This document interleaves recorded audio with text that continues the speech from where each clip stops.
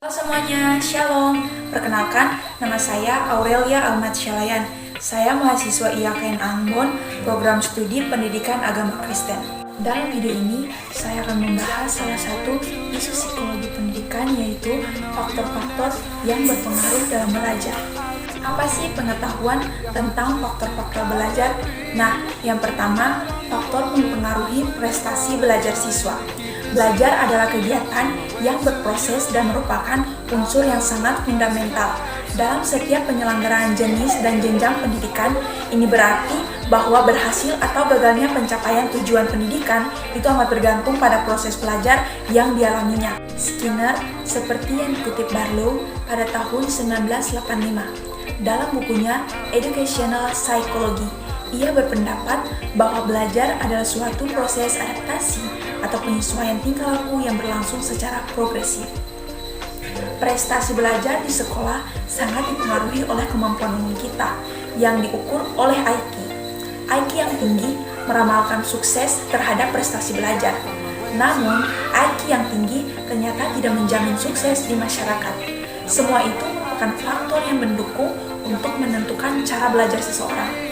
Saya akan memaparkan mengenai pengetahuan faktor-faktor yang mempengaruhi prestasi belajar dan anak dan kurikulum berbasis kompetensi pada sekolah dasar. Yaitu yang pertama, pengaruh pendidikan dan pembelajaran. Di dalamnya ada perkembangan dan pengukuran otak. Untuk meningkatkan kecerdasan anak, maka produksi sel neuroglial, yaitu sel khusus yang mengelilingi sel neuron yang merupakan unit dasar otak, dapat ditingkatkan melalui berbagai stimulasi yang menambah aktivitas antara sel neuron dan memungkinkan akselerasi proses berpikir. Dengan demikian, inteligensi manusia dapat ditingkatkan meskipun dalam batas-batas tipe inteligensinya, otak dewasa manusia tidak lebih dari 1,5 kg. Namun, otak tersebut adalah pusat berpikir, perilaku, serta emosi manusia mencerminkan seluruh dirinya, kebudayaan, kejiwaan, serta bahasa dan ingatannya. Otak dibagi dalam dua belahan otak yang disambung oleh segumpal serabut yang disebut corpus callosum.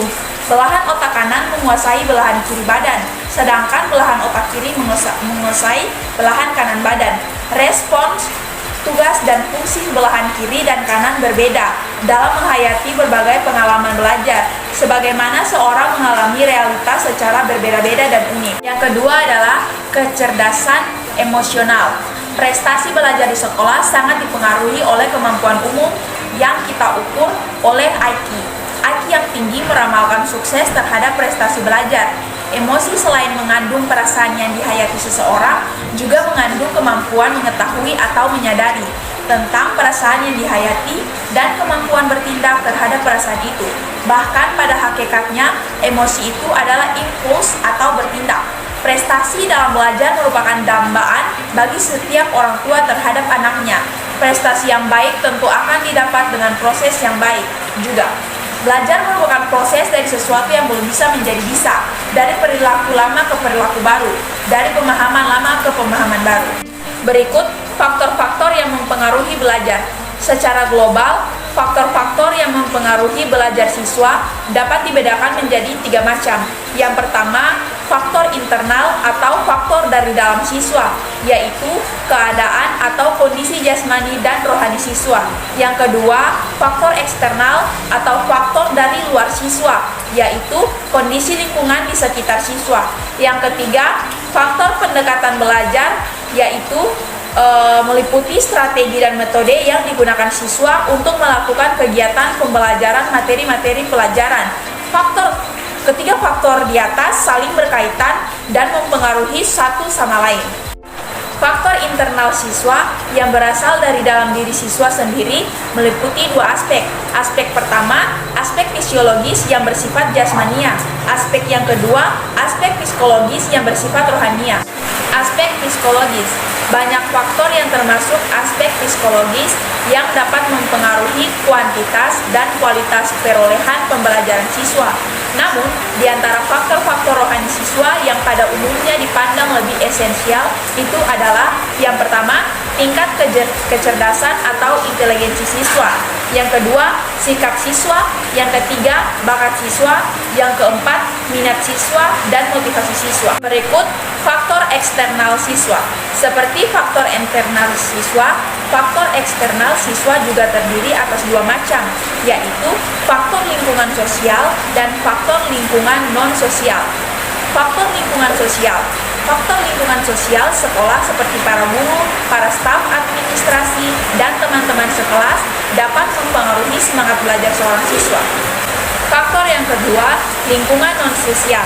Faktor-faktor yang termasuk lingkungan non-sosial ialah gedung sekolah dan letaknya, rumah tempat tinggal keluarga siswa dan letaknya, alat-alat belajar, keadaan cuaca, dan waktu belajar yang digunakan siswa.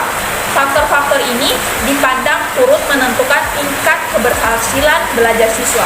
Nah, yang terakhir, kesimpulan. Dari penjelasan yang telah saya jelaskan tadi, dapat diketahui bahwa belajar dipengaruhi oleh beberapa faktor, yaitu faktor internal, faktor eksternal, dan faktor strategi. Faktor internal adalah berhubungan dengan diri individu itu sendiri, sedangkan faktor eksternal adalah yang berhubungan dengan luar individu tersebut. Faktor strategi adalah cara yang digunakan dalam mencari jalan keluar terhadap masalah yang dialami siswa dalam belajar, sehingga siswa dapat memperoleh keberhasilan dan belajar. Dengan mengetahui faktor-faktor dan strategi yang mempengaruhi belajar, maka kita dapat menyelesaikan masalah yang menghambat proses-proses belajar siswa, sehingga belajar menjadi lebih efektif dan efisien, dan memperoleh hasil yang memuaskan.